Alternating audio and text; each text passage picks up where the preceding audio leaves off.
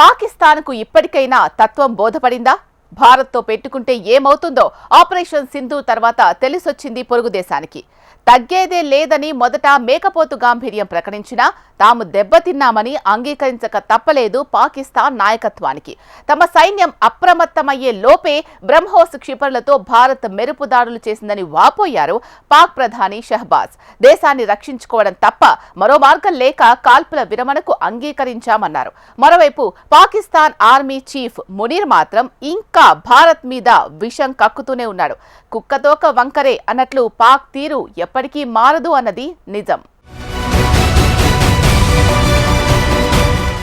భారత సైన్యాన్ని నేరుగా ఎదుర్కొనే సత్తాలేని పాకిస్తాన్ తామే పైచేయి సాధించామని పచ్చి అబద్ధాలతో ప్రపంచాన్ని మభ్యపెట్టడం తెలిసిందే. ఆపరేషన్ సింధూర్లో భాగంగా భారత్ జరిపిన దాడుల్లో తమకు ఎలాంటి నష్టం జరగలేదంటూ చెప్పుకొచ్చిన పొరుగుదేశం ఇప్పుడు వాస్తవాలను అంగీకరించక తప్పని పరిస్థితిని ఎదుర్కొంటోంది. నిజాలను ఒక్కొక్కటిగా ఒప్పుకుంటోంది. తాజాగా పాకిస్తాన్ ప్రధాని షహబాజ్ షరీఫ్ ఈ అంశంపై స్పందించారు. భారత సైన్యం ఆపరేషన్ సింధూర్ ద్వారా పాకిస్తాన్ పీఓకేల మీద దాడులు చేసి అనేక ఉగ్ర సైనిక స్థావరాల్ని ధ్వంసం చేసిన విషయం తెలిసిందే. ఈ విషయాన్ని పాక్ ప్రధాని షహబాజ్ షరీఫ్ అంగీకరించారు. పాక్ సైన్యం మేల్కొనేలోపే కీలక సైనిక స్థావరాలే లక్ష్యంగా బ్రహ్మోస్ క్షిపణులతో భారత్ మెరుపు దాడులు చేసిందన్నారు. వాస్తవానికి మే 10వ తేదీ తెల్లవారుజామున భారత్పై దాడులు చేసేందుకు తమ సైన్యం సిద్ధమైందని, అంతలోపే భారత క్షిపణులు తమ స్థావరాలపై విరుచుకుపడ్డాయన్నారు.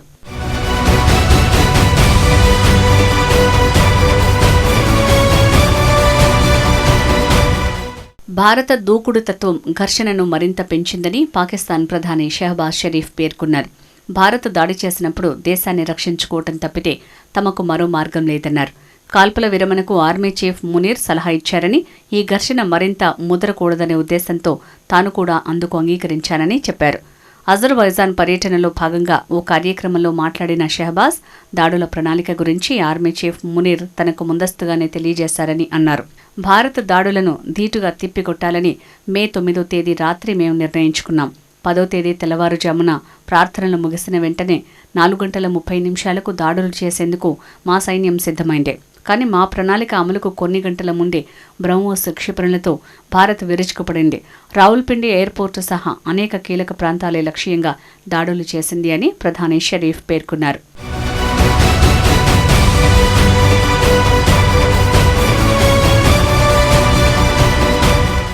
పహల్గాంలో పర్యాటకులపై ఉగ్రవాదులు పాశవిక దాడి చేసిన సంగతి తెలిసిందే. ఈ దాడిలో 26 మంది ప్రాణాలు కోల్పోయారు. ఈ విషయాన్ని సీరియస్గా తీసుకున్న ప్రధాని మోడీ పాకిస్తాన్కు గట్టి బుద్ధి చెప్పాలని నిర్ణయించుకున్నారు. ఈ క్రమంలో భారత్ ఆపరేషన్ సింధూర్ని నిర్వహించి పాక్లోని ఉగ్ర స్థావరాలను నీలమట్టం చేసింది. ఈ దాడుల్లో 170 మందికి పైగా ఉగ్రవాదులను మట్టుబెట్టినట్టు రక్షణ శాఖ వర్గాలు వెల్లడించాయి. దీనికి పాక్ సైన్యం స్పందించి మనపై ప్రతి దాడులకు దిగింది. వాటిని మన బలగాలు సమర్థవంతంగా తిప్పికొట్టాయి. ప్రస్తుతం ఇరు దేశాల మధ్య కాల్పుల విరమణ ఒప్పందం కొనసాగుతోంది. భారత సైన్యం సత్తా, తిరుగులేని వ్యూహాలు ఒక్కొక్కటిగా బయటికి వస్తున్నాయి. పాక్ సైన్యం హెడ్ క్వార్టర్ ఉన్న రావల్పిండిలోని నూర్ఖాన్, చెక్వాల్లోని మురీద్, జాంగ్ జిల్లా షోర్కోట్లో ఉన్న రఫీకి వైమానిక స్థావరాలతో పాటు ఇతర ప్రావిన్సుల్లో మన ఆర్మీ దాడులు చేసింది. ఆపరేషన్ సింధూర్ సమయంలో పాకిస్తాన్కు ప్రపంచ దేశాల నుంచి మద్దతు కరువైంది. కేవలం తుర్కియే, చైనా, అజర్బైజాన్, ఇరాన్లు మాత్రమే మద్దతుగా నిలిచాయి. దీంతో విదేశీ బాట పట్టిన పాక్ ప్రధాని షహబాజ్ షరీఫ్ ఆయా దేశాల మద్దతు కూడగట్టుకునే ప్రయత్నం చేస్తున్నారు. ఇటీవలే ఇరాన్ సుప్రీం లీడర్తోనూ భేటీ అయ్యారు. ఇక్కడ కూడా భారత్పై విష ప్రచారాన్ని పాక్ మానకపోవడం గమనార్హం.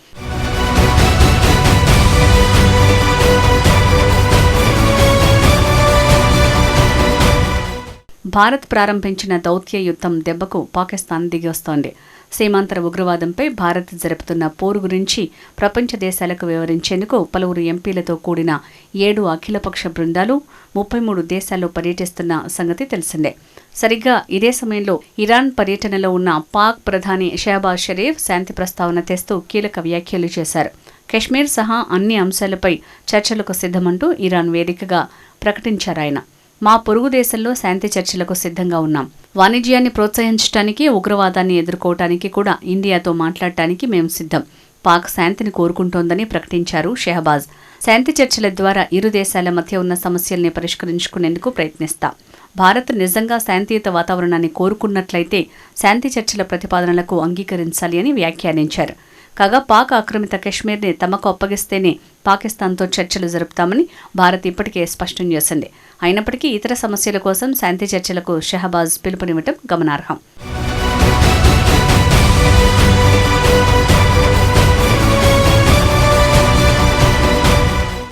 ఆపరేషన్ సింధూర్ దెబ్బకు ధ్వంసమైన ఉగ్రవాద శిబిరాలను చూసుకుని రగిలిపోతున్నారు పాకిస్తాన్ ఉగ్రవాదులు. లష్కరే తోయిబా ఉగ్రవాది పహల్గాం ఉగ్ర దాడి ప్రధాన కుట్రదారు సైఫుల్లా కసూరి తాజాగా భారత్ మీద విషం కక్కాడు. పాకిస్తాన్ అణుపరీక్ష వార్షికోత్సవం సందర్భంగా పాకిస్తాన్ మర్కజీ ముస్లిం లీగ్ నిర్వహించిన ర్యాలీలో ఆయన పాల్గొన్నాడు. పహల్గాం ఉగ్రదాడి సూత్రధారి నేనేనని అందరూ నన్ను నిందిస్తున్నారు. ఇప్పుడు నా పేరు ప్రపంచం మొత్తం మారుమోగుతోంది అని గొప్పలు చెప్పుకున్నాడు కసూరి. భారత్కు వ్యతిరేకంగా స్లోగన్లు వినిపించారు. ఆపరేషన్ సింధూర్లో భాగంగా భారత సేనల దాడిలో మరణించిన ఉగ్రవాది ముదస్సిర్ అహ్మద్ పేరిట పంజాబ్ రాష్ట్రంలోని అలహాబాద్లో పలు స్మారక నిర్మాణాలు చేపడతానని అన్నాడు. లాహోర్లో నిర్వహించిన ఈ కార్యక్రమంలో లష్కరే తోయిబా వ్యవస్థాపకుడు హఫీజ్ సయీద్ కుమారుడు మోస్ట్ వాంటెడ్ ఉగ్రవాది అయిన తల్హా సయీద్ కూడా పాల్గొన్నాడు. పంజాబ్ అసెంబ్లీ స్పీకర్ మాలిక్ అహ్మద్తో వీరు వేదిక పంచుకున్నారు.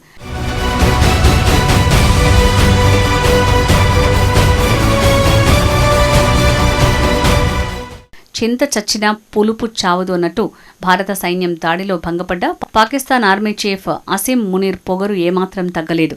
సింధు జలాలే పాక్కు ఎర్రగీత అని, దానిపై ఎటువంటి రాజీ లేదని మరోసారి ప్రేలాపనలు వినిపించాడు మునీర్. పాక్లోని వివిధ యూనివర్సిటీ వీసీలు, సీనియర్ అధ్యాపకుల సమావేశంలో ఆయన ప్రసంగించారు. నీరే పాకిస్తాన్ రెడ్ లైన్. 24 కోట్ల మంది దేశవాసుల ప్రాథమిక హక్కు అయిన దానిపై ఎటువంటి రాజీని అనుమతించం. కశ్మీర్పై ఎటువంటి ఒప్పందాలు సాధ్యం కావు. కశ్మీర్ను మేము ఎప్పటికీ మర్చిపోమని వ్యాఖ్యానించారు ఆయన. నేను ప్రస్తుతం ఈ స్థితిలో ఉన్నానంటే అది మా తల్లిదండ్రులు, టీచర్ల వల్లే. పాకిస్తాన్ గాథను ఖచ్చితంగా తర్వాతి తరాలకు చేరవేయాలి. వారి వ్యక్తిత్వాలను మలచటం మీ బాధ్యత. బలూచ్ వేర్పాటువాదం పూర్తిగా విదేశీయులదే. స్థానిక ప్రజలతో దానికి సంబంధం లేదు అని మునీర్ అంటున్నారు. పహల్గాం ఉగ్రదాడిని ప్రేరేపించింది కొన్నాళ్ల క్రితం అసీం మునీర్ కశ్మీర్ జీవనాడి అంటూ చేసిన ప్రసంగమే అన్న విమర్శలు ఉన్నాయి. ఈ ఉగ్రదాడి తర్వాత భారత్ 1960ల నాటి సింధు జలాల ఒప్పందాన్ని నిలిపివేసింది. నాటి నుంచి పాకిస్తానీ నేతలు భారత్పై తరచూ బెదిరింపులకు దిగుతున్నారు.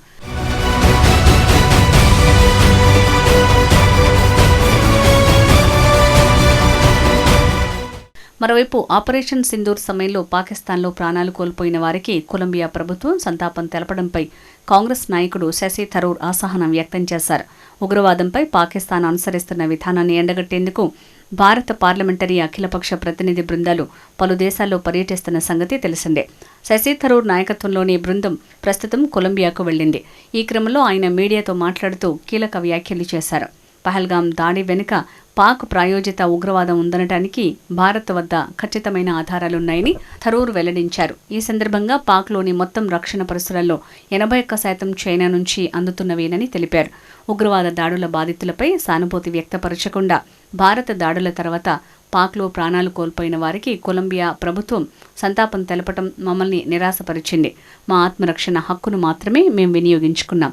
ఆపరేషన్ సింధూర్కు దారితీసిన పరిస్థితులను గురించి కొలంబియా అధికారులతో వివరంగా మాట్లాడేందుకు సిద్ధంగా ఉన్నాం.